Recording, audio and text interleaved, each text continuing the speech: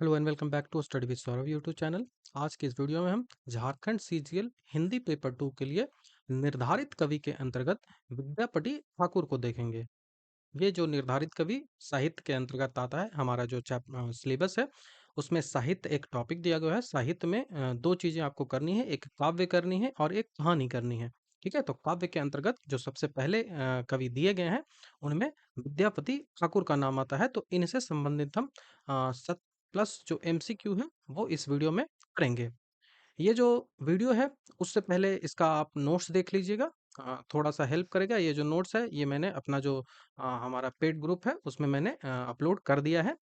ये हिंदी पेपर 2 के लिए एक पेड ग्रुप चलता है। इस संबंध में यदि आपको कोई जानकारी चाहिए हिंदी पेपर 2 के पेड ग्रुप के संदर्भ में, तो आप मुझे इस नंबर पे मैसेज कर सकते हैं, व्हाट्सएप करिएगा इस नंबर पे, तो आपको जानकारी मिल जाएगी। या फिर आप मेरे टेलीग्राम चैनल से जुड़ जाइए, वहाँ पे इस संदर्भ में जानकारियाँ दी गई है।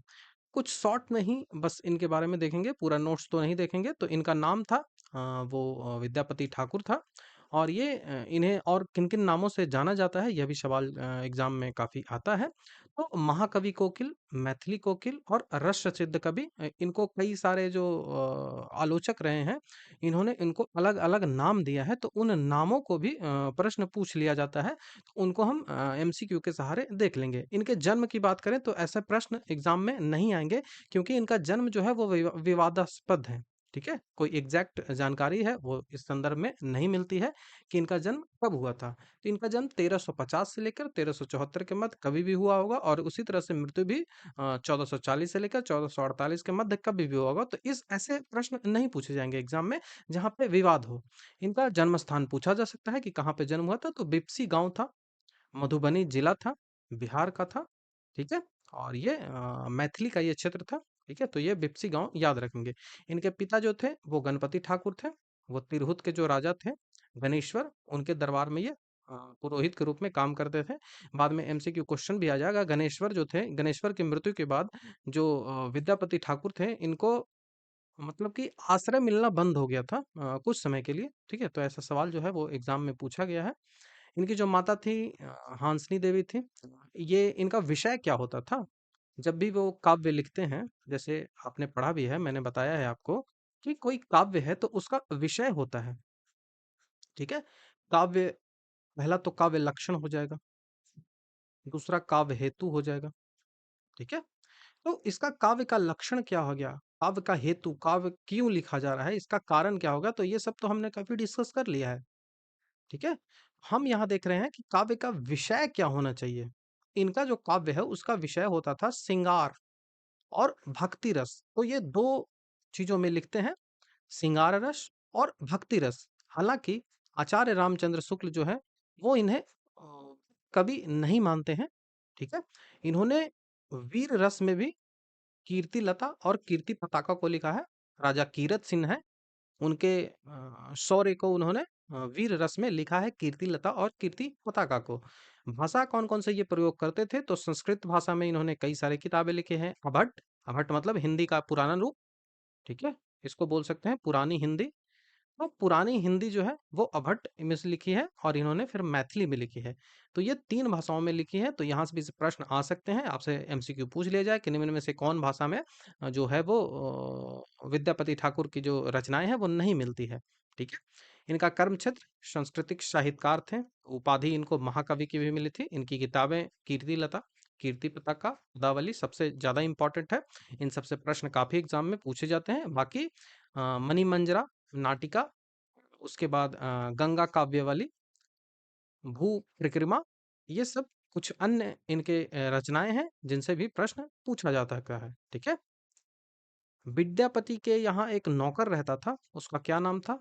उगना। यह सवाल जो है वो एग्ज़ाम में पूछा गया है, इस कारण से मैंने यहाँ पे आपको लिख दिया है। जो विद्यापति ठाकुर हैं, ये कई सारे राजाओं के दरबार में रहे हैं। ओइनवर वंश के राजाओं के दरबार में ये रहे हैं, जिनमें सबसे यदि इम्पोर्टेंट कोई है तो वो शिव सिंह है। ठीक है? और कीर्ति सिंह।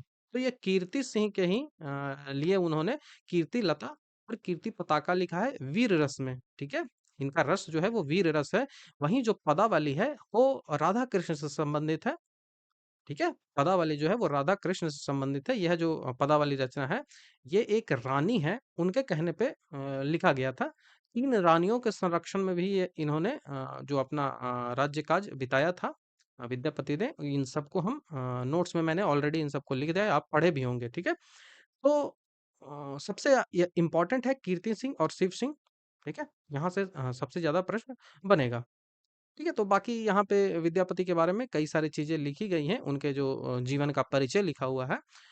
उनको बंगाली साहित्य का जनक भी कहा जाता है, ये याद रखें। तो इसलिए मैंने एक एमसीक्यू भी यहाँ पे लगाया है कि कौन से भाषा के लोग जो हैं, वो इनको अपना कवि मानते हैं, ठीक है? इनको अपना कवि मानते हैं, तो मैथिली वाले लोग तो मानते ही हैं। बांग्ला भी मानते हैं क्योंकि बंगाल साहित्य का ये जनक भी कहे जाते हैं, ठीक है? तो ये आपको याद रखना है। बाकी इनके जो जन्म काल, मृत्यु काल इनसे संबंधित काफ़ी विवाद हैं, तो इन सब विवादों से संबंधित प्रश्न आपको नहीं पूछे जाएँगे, तो ये आपको याद रखना है। मैंने आपको बताया था ना कि 3 रानियों जो है इनके राज्यवंश में 3 रानियों के सलाहकार भी ये रहे हैं, तो तीनों रानियों में विश्वास देवी थी, अ, उसके बाद घिरमती देवी थी और लखीमा देवी थी, ठीक है? तो लखीमा देवी के कहने पर ही इन्होंने पदावली जो रचना है इसको की है। सबसे ज़्यादा प्रसिद्धि अगर मिली है विद्यापति को, तो वो किस रचना के कारण मिली है, तो वो पदावली रचना के ही कारण मिली है। ठीक है? ये आपको याद रखना है। और इसी रचना के कारण इन्हें मैथिली कोकिल भी कहा जाता है। इनकी रचनाओं में यदि देख लें तो दुर्गा भक्ति तरंगिणी, ठीक है? ये दुर्गा भक्ति तरंगिणी जो है उनके पिता के द्वारा लिखा गया था, उसको उन्होंने पूरा किया था, ठीक है? पुरुष परीक्षा काफ़ी बार-बार पूछा जाता है। पुरुष परीक्षा इसमें थोड़ा ज्योतिष से संबंधित जो चीज़ें हैं वो लिखी गई है। ये सब इस संस्कृत में है। ऐसे सवाल आपसे पूछे जा सकते हैं कि विद्यापति की जो रचना है कौन-सी संस्कृत में नहीं है? ऐसे सवाल आ सकते हैं। मणि मंजरा, उसके बाद विभाग सागर, उसके बाद गोरक्ष विजय, ठीक है? ये जो गोरच विजय है ना, ये गद्य और पद्य दोनों में लिखा गया है, ठीक है? ये गद्य, प्रोज़ और कॉन्स दोनों में लिखा गया है। प्रोज़ और वर्स, कॉन्स बोल रहा हूँ, प्रोज़ और वर्स दोनों में लिखा गया है, गद्य और पद्य दोनों में लिखा गया है। तो ये याद रखना, ये इम्पोर्टेंट है, गोरच विजय। उसके बाद भू परिक्रमा प्रीवियस ईयर में पूछा गया है। तो याद रखिएगा ये सिर्फ़ रचना किसकी है, ये याद रखना है। गंगा काव्यवली मैंने बता दिया है, वर्षकृतय, मणिमंजरा नाटक, तो ये सब उनके संस्कृत के नाटक हो गए। उनकी कविताएँ में अभट्ट, अभट्ट मतलब पुरानी हिंदी, तो कीर्तिलता हो गया, मैथिली में आप इसको बोल सकते हो कीर्तिलता। उसके बाद कीर्ति पताका, कीर्तिलता और कीर्ति पताका है, ये अभट्ट भाषा में लिखी गई है, ये आपको याद रखना है। और इनकी मैथिली में लिखी गई एक ही रचना है पदावली, ठीक है? मैथिली में लिखी गई इनकी पदावली है। विद्यापति जो है वो पदावली नाम से 3 खंडों में बिहार राजभाषा परिषद है, उससे ये प्रकाशित हुआ था। कीर्तिलता बहुत कुछ जो है वो चंद्रबरदई का जो पृथ्वीराज रासो है, उसी तरह से ये लिखा गया है, ठीक है? ये जो पदावली है, याद रख लो पदावली। पदावली जो है वो गीत गोविंद जो है, जो कि जयदेव के द्वारा लिखा गया है, गीत गोविंद जो जयदेव के द्वारा लिखा गया है, तो पदावली उससे काफ़ी प्रभावित दिखता है, ठीक है? उनकी रचनाओं को यहाँ पे सारी लिख दी गई है, देखिए। तो उनके बारे में यहाँ पे जानकारियाँ दी गई है कि कौन-सी रचनाओं में किन-किन जो जो चीज़ें हैं, उनको यहाँ पे लिखा गया है। इनकी कुछ पंक्तियाँ हैं, जो एग्ज़ाम में पूछे जाते हैं, उन सबको यहाँ पे लिख दिया गया है, ठीक है? तो आपको आप जब ये नोट्स पढ़ते हो, तो आपको कोई भी इस संदर्भ में समस्या नहीं होगी। हर चीज़ों को यहाँ पे काफ़ी डिटेल से डिस्कस किया गया है। जैसे प्रश्न पूछे जाते हैं कि श्रृंगार रस के वो कवि हैं, तो उनकी क्या-क्या चीज़ें हैं, तो वो सारी चीज़ें यहाँ पे लिखा गया है। ठीक है? तो आपको नोट्स पढ़ने के बाद कोई भी समस्याएँ नहीं होगी। उनकी कुछ पंक्तियाँ हैं, वो मैंने यहाँ पे लिख दी है। ठीक है? तो अब हम एमसीक्यू की ओर बढ़ते हैं। तो ये हमारा एमसीक्यू है जिसमें हम 70 प्लस एमसीक्यू के आसपास देखेंगे। तो सबसे पहले विद्यापति ठाकुर का जन्म कब हुआ? तो ये विवादास्पद है, ऐसे प्रश्न नहीं पूछे जाएँगे। आप जान लो उन्हें 1352 यदि पूछ लिया जाता है तो आप 1352 ही लगाओगे। विद्यापति ठाकुर है, वो कौन-सी भाषा में रचनाएँ करते थे? तो सभी भाषाओं में वो करते थे, मैथिली में करते थे, संस्कृत में करते थे, अवट्ट में करते थे। लेकिन एकदम प्रमुखता की बात कही जाए तो वो प्रमुखता रूप से मैथिली में ज उनकी रचनाएँ मिलती थी, ठीक है? लेकिन वो सारी भाषाओं में, तो सारी आपको लिखना पड़ेगा। विद्यापति जो है वो किस प्रकार के कवि हैं? ऐसे प्रश्न काफ़ी पूछे जाते हैं। जो एग्ज़ाम हुआ था अभी सीजीएल वाला जो कैंसल हुआ था, वहाँ पे ऐसे प्रश्न पूछे गए थे कि कवि जो है उनका प्रकार क्या है? ठीक है? तो ये आपको याद रखना है। तो वो सौंदर्य सौंदर्योपासक कवि हैं, श्रृंगार रस से संबंधित है, तो ऑप्शन नंबर सी यहाँ से आंसर बन जाएगा। नेक्स्ट जो क्वेश्चन है वो पूछा जाए कि विद्यापति ठाकुर की प्रसिद्ध रचना जो है वो कीर्ति लता किस भाषा में लिखी गई है? तो आपके ऑप्शन है हिंदी, संस्कृत, अभट्ट, मैथिली। वो अभट्ट में लिखी गई है, ठीक है? अभट्ट में लिखी गई है, पुरानी हिंदी जिसको आप बोल सकते हो। विद्यापति ठाकुर किस कालखंड में जीवित रहे? तो 14वीं शताब्दी। ऑप्शन नंबर जो सी है यहाँ से आंसर बन जाएगा। विद्यापति ठाकुर को अक्सर किस रूप में संदर्भित किया जाता है? तो भारत का शेक्सपियर नहीं, मैथिली के मिल्टन नहीं, बिहार का चौसर इनको बोला जाता है, तो ऑप्शन नंबर सी हमारा यहाँ से आंसर बन जाएगा।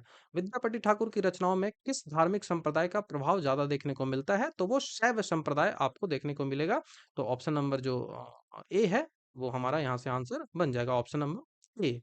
नेक्स्ट जो सवाल है कि विद्यापति ठाकुर को किस नाम से भी जाना जाता है? यह प्रश्न काफी इंपॉर्टेंट है। तो मैथिली कोकिल भी कहा जाता है, विद्यापति ठाकुर भी कहा जाता है, रस सिद्ध कवि भी कहा जाता है, तो इस कारण से ऑप्शन नंबर डी यहाँ से आंसर बनेगा। अब यहाँ पे आपको मैं कुछ बता दे रहा हूँ इंपॉर्टेंट चीजें जो कि प्रीवियस ईयर में पूछे गए हैं, यहाँ से प्रश्न आगे भी आने की संभावनाएं बनती है, तो आपको इन सबको याद करना पड़ेगा। डॉक्टर श्याम सुंदर दास, डॉक्टर श्याम सुंदर दास हैं, उन्होंने विद्यापति को कहा है कि वो हिंदी वैष्णव साहित्य के प्रथम कवि हैं। हिंदी वैष्णव साहित्य के प्रथम कवि इनको माना है, किनको? विद्यापति के किसने? तो श्याम सुंदर दास ने। नेक्स्ट है कि बच्चन सिंह, डॉक्टर बच्चन सिंह है, इन्होंने इन्हें जातीय कवि कहा है, ठीक है? आपसे सवाल पूछ लिया जाएगा कि निम्न में से किसे जातीय कवि कहा जाता है? तो वो विद्यापति ठाकुर को कहा जाता है। निम्न में से किसने विद्यापति ठाकुर को जातीय कवि कहा है? तो बच्चन सिंह ने कहा है। तो उनको अपरूप का कवि और जातीय कवि ये दोनों किसने कहा है? तो दोनों बच्चन सिंह ने कहा है। उसके बाद जो स्टेटमेंट आपको याद रखना है कि सूर्यकांत त्रिपाठी निराला है, इन्होंने पदावली जो रचना है इनकी, पदावली रचना को कहा है कि ये सिंगार रस का नागिन की लहर है, ठीक है? सिंगारो परक नागिन की लहर है, इसको ये कहा है, तो ये बात आपको याद रखनी पड़ेगी, ठीक है? काफी ये इंपॉर्टेंट है। तो निराला ने नागिन की लहर कहा है पदावली को। नेक्स्ट आता है हजारी प्रसाद द्विवेदी का कथन। तो हजारी प्रसाद द्विवेदी ने इन्हें सिंगार रस का सिद्ध कवि कहा है, ठीक? सिद्धवाक कवि इन्हें कहा है, सिंगार रस का सिद्धवाक कवि हजारी प्रसाद द्विवेदी ने कहा है। हर प्रसाद शास्त्री हैं, इन्होंने पंचदेव उपासक कहा है। हर प्रसाद शास्त्री ने इन्हें पंचदेव उपासक कहा है। आचार्य रामचंद्र शुक्ल ने विद्यापति को श्रृंगार कवि माना है, तो ये आपको याद रखना पड़ेगा, ठीक है? तो ये कुछ स्टेटमेंट थे जहां से प्रश्न जो है वो एग्जैक्ट बनेंगे, क्योंकि प्रीवियस ईयर में ये पूछा गया है। कवि कंठहार की उपाधि किसे दी गई थी? तो आसान सा सवाल है, विद्यापति को दी गई थी, तो ऑप्शन नंबर डी यहाँ से आंसर बन जाएगा। बच्चन सिंह ने विद्यापति को क्या कहा है? तो बच्चन सिंह ने इनको रस सिद्ध कवि कहा है और जातीय कवि कहा है, ठीक है? तो जातीय कवि भी कहा है और रस सिद्ध कवि भी कहा है, तो ये याद रखिएगा। हजारी प्रसाद द्विवेदी के अनुसार विद्यापति को कौन सी रचना जो है वो भृंग भृंग संवाद में लिखी गई है? ये प्रश्न काफी इंपॉर्टेंट है, प्रीवियस ईयर में पूछा गया है। तो वो कीर्ति लता जो है वो लिखी गई है भृंग भृंग संवाद में, तो ऑप्शन नंबर सी यहाँ से आंसर बन जाएगा। कीर्ति लता और कीर्ति पताका में कौन सा रस मिलता है आपको? कीर्ति लता और कीर्ति पताका में कौन सा रस मिलता है? तो मैंने बताया ये कीरत सिंह के शौर्य में लिखा गया है, तो ये वीर रस यहाँ पे आपको मिलेगा, तो ऑप्शन नंबर सी हमारा यहाँ से आंसर बन जाएगा। नेक्स्ट सवाल है कि आध्यात्मिक रंग के चश्मे आजकल बहुत सस्ते हो गए हैं, रामचंद्र शुक्ल का यह जो कथन है वो किस विषय के संदर्भ में कहा गया है? तो वो पदावली के संदर्भ में कहा गया है। जो पदावली रचना है उनको कई सारे रचनाकार बोलते हैं कि ये श्रृंगार परक है, ठीक है?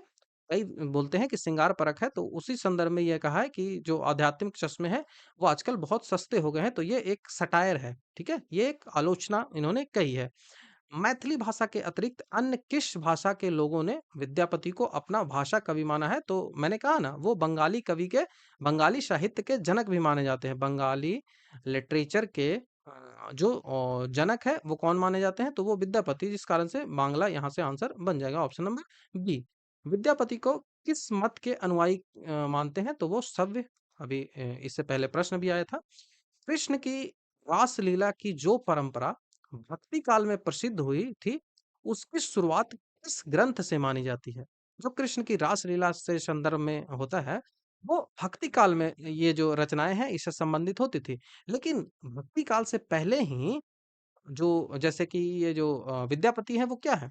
वो आदिकाल के कवि हैं, ठीक है? वो आदिकाल के कवि हैं। लेकिन ये एक याद रखिएगा कि आदिकाल और भक्ति काल का संयुक्त कवि किसे कहा जाता है? तो वो विद्यापति को ही कहा जाता है। तो आदिकाल और भक्ति काल ये दोनों काल से संबंधित हैं। तो आदिकाल आपको याद रखना है कि आदिकाल से संबंधित है, लेकिन आदिकाल और भक्ति काल संयुक्त कवि इनको कहा जाता है। ठीक है? तो पदावली उससे पहले की रचना हो गई, जहाँ पे आपको कृष्ण की रासलीला देखने को मिलती है। हिंदी में वैष्णव साहित्य के प्रथम कवि प्रसिद्ध मैथिली कोकली विद्यापति हुए। यह जो स्टेटमेंट है, ये मैंने पहले भी आपको बता दिया है किसने कहा है। उनकी रचनाएं जो होती थी वो राधा कृष्ण के पवित्र प्रेम से ओतप्रोत होती थी। वही कथन पूछा जा रहा है कि यह जो कथन है वो किसने कहा है। तो मैंने अभी इसको स्टेटमेंट वाइज आपको बता भी दिया था, तो आप आसानी से इनको कर लोगे। तो इसको किसने कहा था? तो श्याम सुंदर दास ने कहा था। ऑप्शन नंबर ए हमारा यहाँ से आंसर बन जाएगा। श्याम सुंदर दास ने इन्हें वैष्णव साहित्य का प्रथम कवि माना है। एक स्टेटमेंट याद रख लो कि जयदेव जो है वो गीत गोविंद के द्वारा जो लिखा गया है उससे प्रभावित दिखते हैं विद्यापति, और इसी प्रभाव में आकर उन्होंने जो पदावली है उसकी रचना की थी, जिसमें कृष्ण और राधा का जो प्रेम है उसको दिखाया गया है। विद्यापति ने कीर्तिलता की रचना किस संवाद में की है? तो अभी बताया मैंने, भृंग भृंग संवाद हजारी प्रसाद द्विवेदी का ये कहना है। विद्यापति को भक्त कवि किसने नहीं माना है? ठीक है? जो इनकी जो मतलब कि इनका जो कैरेक्टर बोल सकते हो आप, इनका जो कैरेक्टर है वो कई सारा माना जाता है कि ये भक्ति से संबंधित लिखते हैं, श्रृंगार से संबंधित लिखते हैं, वीर रस से संबंधित लिखते हैं। तो इसमें विचार कई सारे जो आलोचक हैं उनके विचार अलग-अलग हैं। तो वही आपसे पूछा रहा है कि कौन है जो भक्ति कवि इन्हें नहीं मानता है? तो राम कुमार वर्मा जो हैं उन्हें भक्ति कवि नहीं मानते हैं, बाकी हजारी प्रसाद द्विवेदी, श्याम सुंदर दास और बाबू ब्रजनंदन सहाय इन्हें मानते हैं कि ये भक्ति कवि हैं। ठीक है? इन्होंने भक्ति से संबंधित रचनाएँ की है, लेकिन राम कुमार वर्मा का मानना है कि ये भक्ति से संबंधित रचनाएँ नहीं करते थे। अब आपको नीचे एक पंक्ति दी गई है, उसको पढ़ना है और उसके आधार पे नीचे आपको प्रश्न दिया रहेगा। तो कुसुमति कानन हेरी कलमुखी मूवी रह दो नैना। ठीक है? कुसुमति कानन हेरी कलमुखी मूवी रहे दो नैना, कोकिल कलवर मधुकर धुनि धुनि धुनि सुनी कई वई झापन कान। तो ये पूरा रचना है जिसको आप पढ़ लोगे। इसको पूछा जा रहा है कि यह जो रचना है वो किसके द्वारा लिखी गई है? तो आसान सा सवाल है, विद्यापति के द्वारा लिखा गया है। ये प्रश्न यदि आपसे पूछता है तो आप आसानी से इसको कर लोगे। ठीक है? तो विद्यापति हो गया। विद्यापति को रहस्यवादी कवि किसने नहीं माना है? याद रखिएगा, रहस्यवादी कवि किसने नहीं माना है? तो ये कई सारे जो आलोचक हैं वो उनको अलग-अलग मानते हैं। तो आचार्य रामचंद्र शुक्ल का कहना है कि वो रहस्यवादी कवि नहीं है।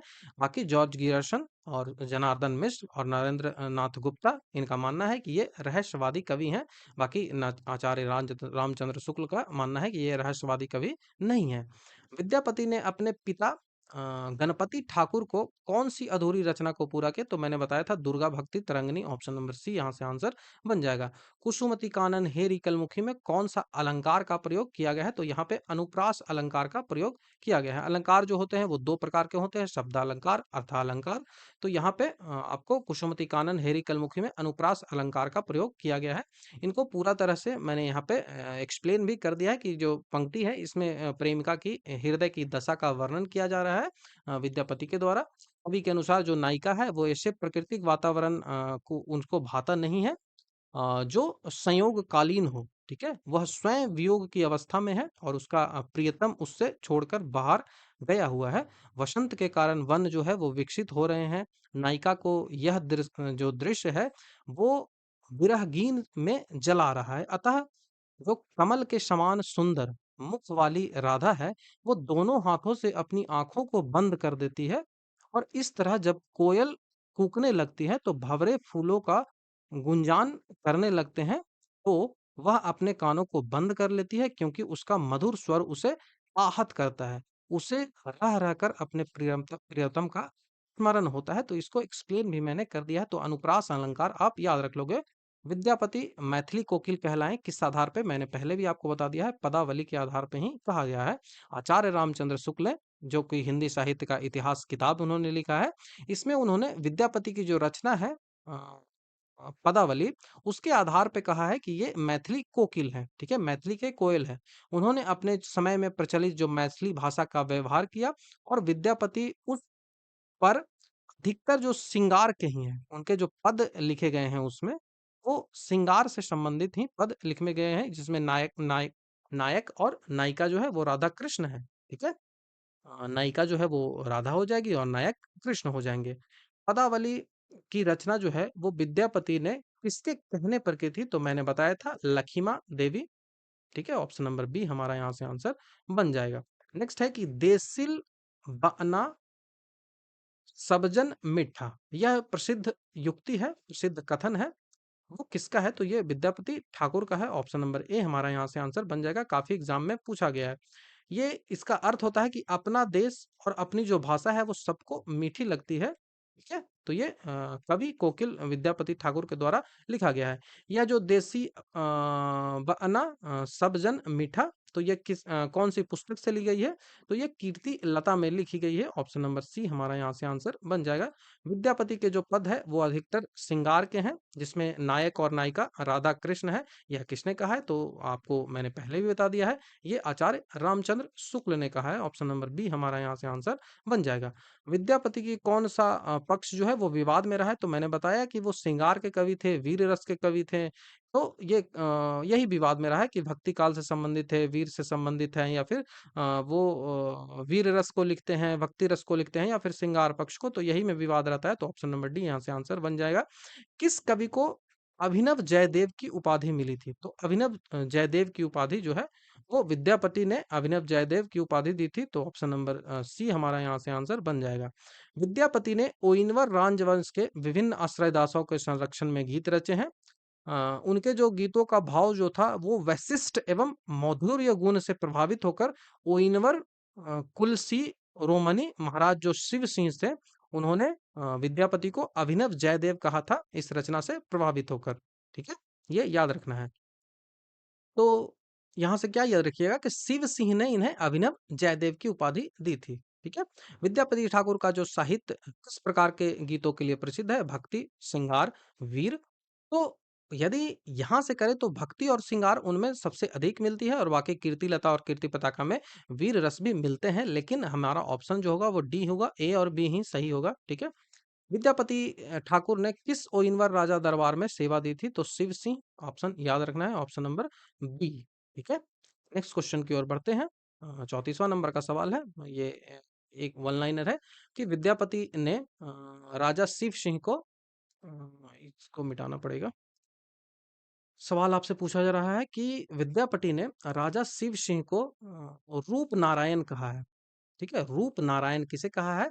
तो वो राजा शिव सिंह को कहा है। किसने कहा है? तो विद्यापति ने कहा है। नेक्स्ट सवाल है कि किस किसके संबंध में यह प्रसिद्ध है कि विद्यापति के पद को गाते हुए वो मूर्छित हो गए थे, फेंट कर गए थे, ठीक है? बेहोश हो गए थे। तो वो चैतन्य महाप्रभु थे। नेक्स्ट सवाल वही है कि किस रचना को गाते हुए चैतन्य महाप्रभु जो है वो बेहोश हो गए थे? तो की कहब हे सखी आनंद और चित्त दिन माधव मंदिर मूर। तो ऑप्शन नंबर बी यहाँ से आंसर बन जाएगा। 37वां नंबर का सवाल है कि विद्यापति किन दो काल के संधि कवि कहे जाते हैं? तो किस दो काल के संधि कवि कहा जाता है? मैंने बताया भक्ति काल और आदि काल। तो ऑप्शन नंबर डी यहाँ से आंसर बन जाएगा।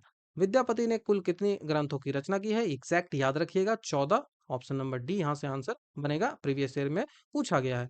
तो विद्यापति की जो अधिकांश रचनाएं आपको मिलेगी वो संस्कृत और अवध में मिलेगी। कीर्ति लता और कीर्ति पताका इनकी अवध भाषा की रचना है, ये आपको याद रखना है। इनकी जो तीसरी रचना पदावली है, ये जो है वो इसकी भाषा मिश्रित मैथिली आपको मिल जाएगी, ठीक है? ये मैथिली में लिखी गई है। इनमें जो कीर्ति पताका है वो अभी तक संपादित इसका नहीं हुआ है। यह भी प्रश्न जो है वो एग्जाम में पूछा गया है। कीर्ति पताका का संपादन अभी तक नहीं हुआ है, ठीक है?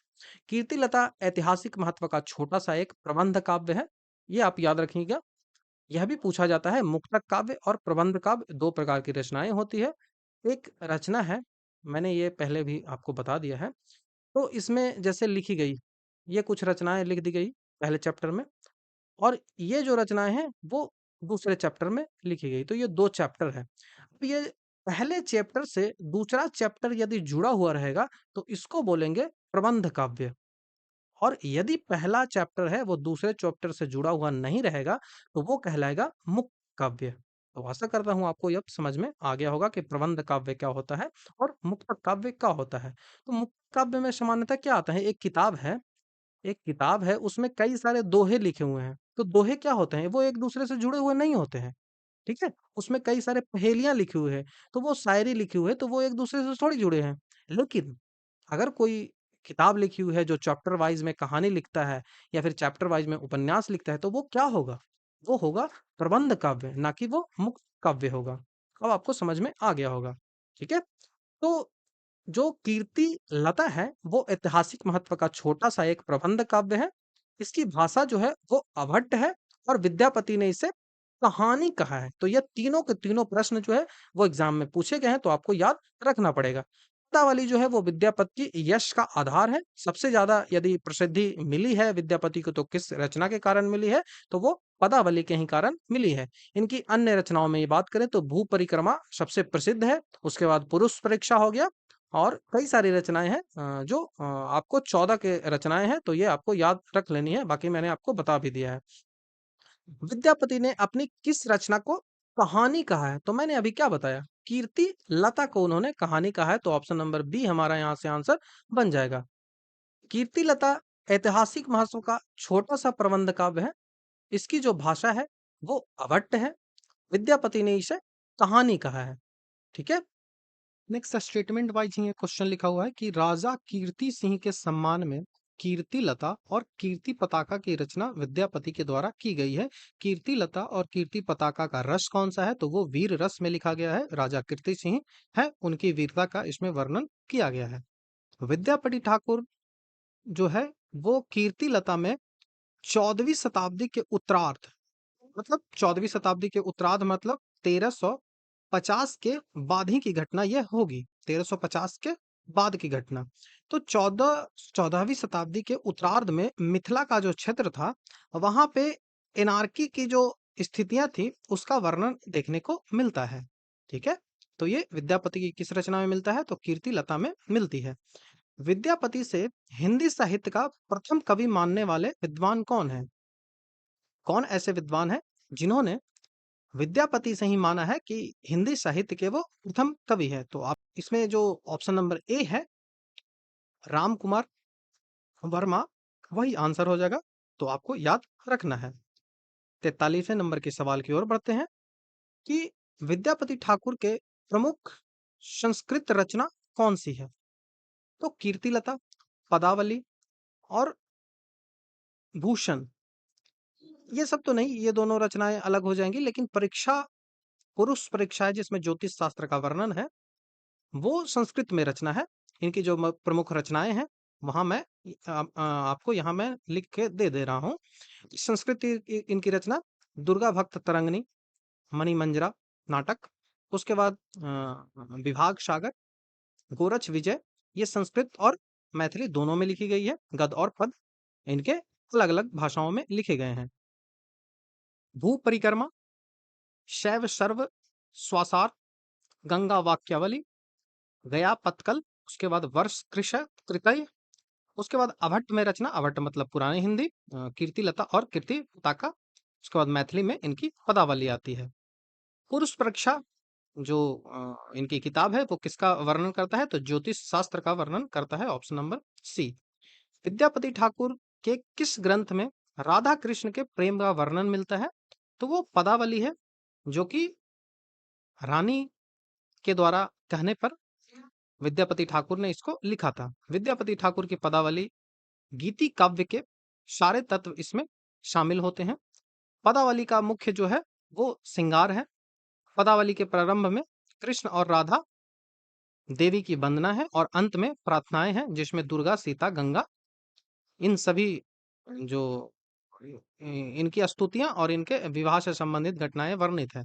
विद्यापति की कौन सी रचना अभी तक संपादित होकर प्रकाशित नहीं हुई है? मैंने बता दिया है, कीर्ति लता, ऑप्शन नंबर ए। ऑलरेडी मैंने इसे बताया है। कीर्ति पताका अभी तक संपादित होकर प्रकाशित नहीं हुई। कीर्ति लता गलत है, ठीक है, कीर्ति पताका होना चाहिए आंसर। मैंने गलत लिखा है ये, कीर्ति पताका होना चाहिए। आंसर इसको करेक्ट कर लीजिएगा, कीर्ति पताका। ठीक है।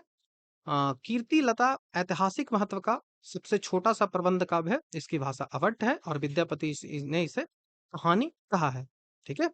तो कीर्ति पताका अभी तक संपादित होकर प्रकाशित नहीं हुई है, ये आपको याद रखना है। ठीक है। नेक्स्ट क्वेश्चन है, विद्यापति ठाकुर की रचना का प्रभाव किस परंपरा पर पड़ा? तो वो भक्ति काल से संबंधित है। विद्वानों ने विद्यापति को भक्त कवि, श्रृंगार कवि और रहस्यवादी कवि माना है। ठीक है। तीन प्रकार के विद्वान होते हैं जिनको इन्होंने कैटेगराइज किया है। पहले तो भक्त कवि मानते हैं, दूसरे कैटेगरी के लोग होते हैं वो मानते हैं कि वो श्रृंगार कवि थे, और तीसरे कैटेगरी के लोग हैं वो मानते हैं कि ये रहस्यवादी कवि हैं। ठीक है। उनकी पदावली को लेकर भी प्रायः यह प्रश्न उठाया गया है कि वो श्रृंगार कवि हैं या फिर भक्त के कवि हैं। तो आचार्य रामचंद्र शुक्ल का कहना है कि उन्हें श्रृंगार कवि माना है। ठीक है, ये मैंने पहले भी बताया है, आचार्य रामचंद्र शुक्ल ने उन्हें श्रृंगार कवि माना है। और आचार्य शुक्ल ने उनके पदों के संबंध में लिखा है कि उन्होंने उन पदों की रचनाएं श्रृंगार काव्य की दृष्टि से की है, भक्त कवि के रूप में नहीं। ठीक है। तो इस कारण से उनको श्रृंगार कवि माना है। विद्यापति को भक्त कवि की परंपराओं में नहीं समझाना चाहिए। आचार्य रामचंद्र शुक्ल का कहना है कि विद्यापति के पद जो है वो अधिकतर श्रृंगार के हैं, जिसमें नायक और नायिका राधा कृष्ण है, और विद्यापति को कृष्ण भक्त की परंपरा का नहीं समझाना चाहिए। ठीक है।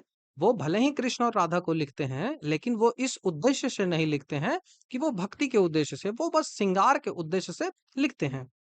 अब इनको रहस्यवादी मानने वाले कौन-कौन से हैं? तो इसमें सबसे महत्वपूर्ण आते हैं श्याम सुंदर दास। इनका कहना है कि विद्यापति ने राधा और कृष्ण के प्रेम लीलाओं का जो विशद वर्णन किया है, उस पर विष्णु स्वामी और निवार्क मतों का प्रभाव प्रत्यक्ष दिखता है। ठीक है, डायरेक्टली दिखता है। रहस्यवादी कवि इनको किन-किन ने माना है? तो जॉर्ज कीरसन, इन्होंने माना है कि ये रहस्य कवि थे। नरेंद्र नाथ गुप्ता, श्री जनार्दन मिश्र और कुमार स्वामी ने इन्हें रहस्यवादी कवि माना है। डॉक्टर नागेंद्र नाथ गुप्ता ने कहा है कि विद्यापति की राधा कृष्ण पदावली का सारांश यही है कि जीवात्मा परमात्मा की खोज रही है और उसमें एकांत में मिलने के लिए ललायित है। तो ये कुछ स्टेटमेंट्स हैं जो पूछे गए हैं एग्जाम में। यूजीसी का जो पेपर होता है, केवीएस का जो पेपर होता है, टीजीटी पीजीटी, ये सब में पूछे गए हैं। विद्यापति ठाकुर की रचनाओं में किस राजा के जीवन का वर्णन मिलता है?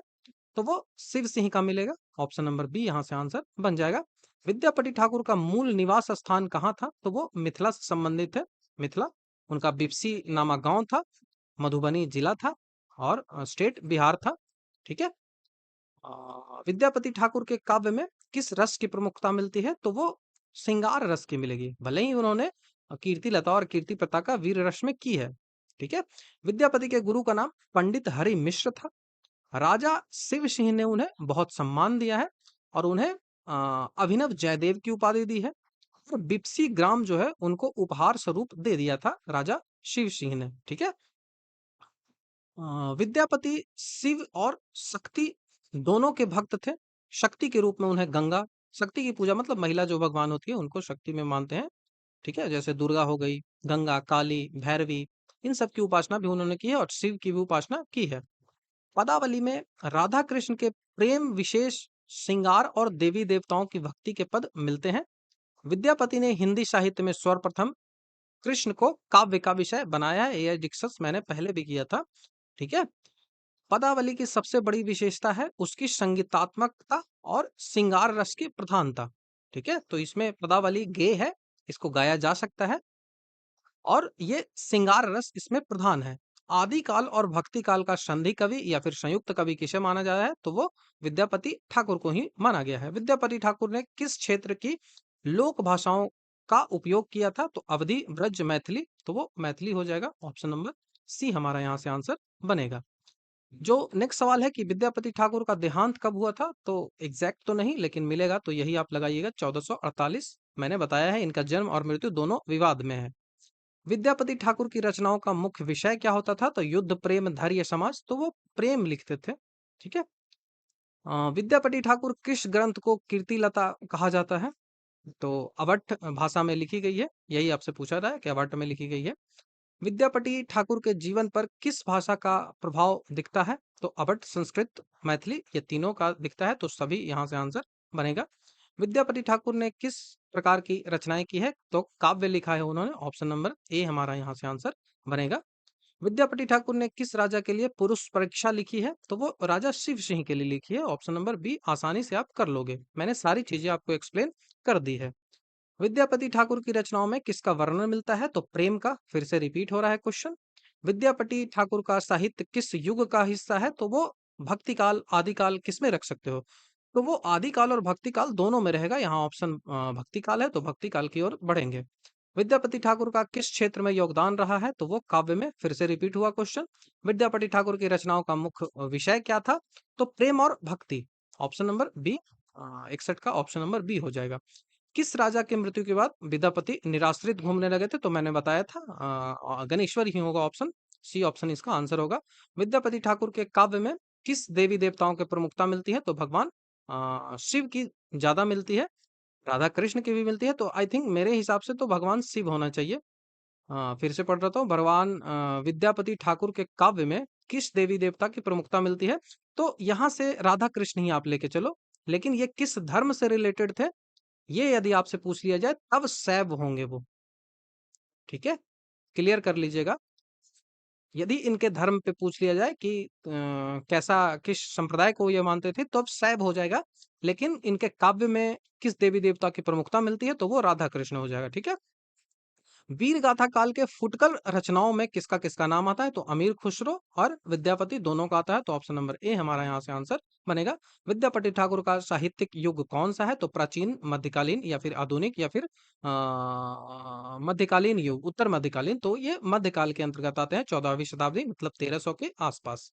ठीक है। विद्यापति ठाकुर की किस रचना में सामाजिक और धार्मिक जीवन का वर्णन मिलता है?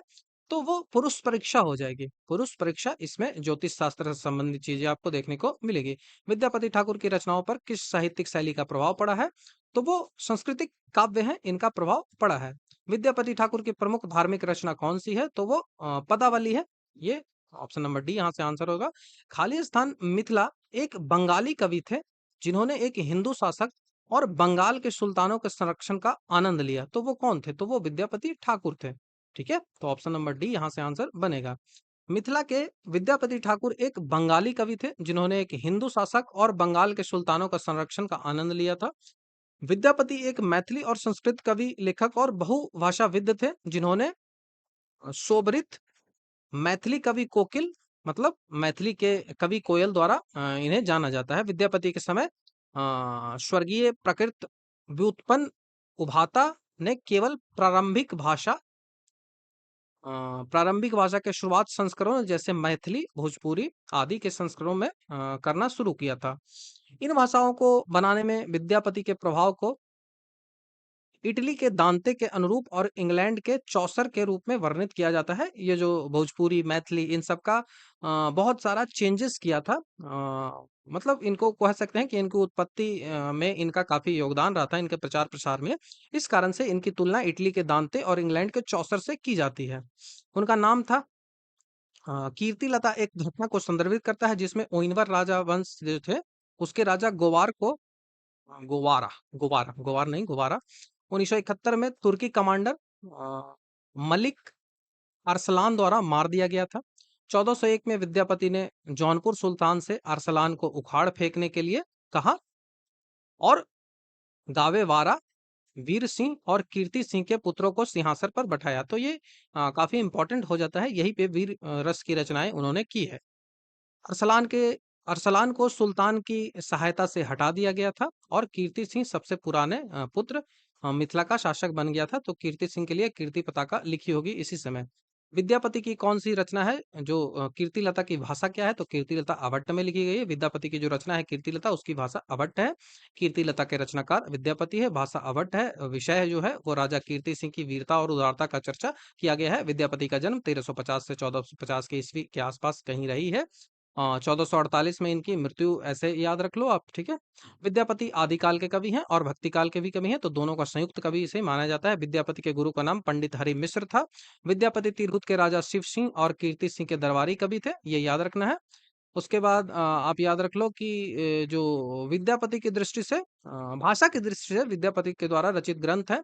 तो संस्कृत में शैव सर्वसार, गंगा वाक्यावली, भू परिक्रमा, दान वाक्यावली, पुरुष परीक्षा, ये सब है। अवट में कीर्तिलता कीर्ति पताका है और मैथिली में पदावली और गोरच विजय है। ये याद रखना, गोरच विजय जो है वो इसका पद और गद्य दो है। ठीक है, ये पद में भी लिखे गए हैं और गद्य में भी लिखे गए हैं। तो पद्य भाग जो है वो मैथिली का है। ठीक है, और जो गद्य भाग है वो संस्कृत का है। ठीक है, गद्य भाग संस्कृत का है और पद्य भाग मैथिली का है। अपभ्रंश भाषा आपको पढ़ना है, उसके बारे में थोड़ी सी जानकारी ले लीजिए। अपभ्रंश भाषा मध्यकालीन भारतीय आर्य भाषा है और आधुनिक भारतीय आर्य भाषाओं के बीच की एक कड़ी कहा जाता है।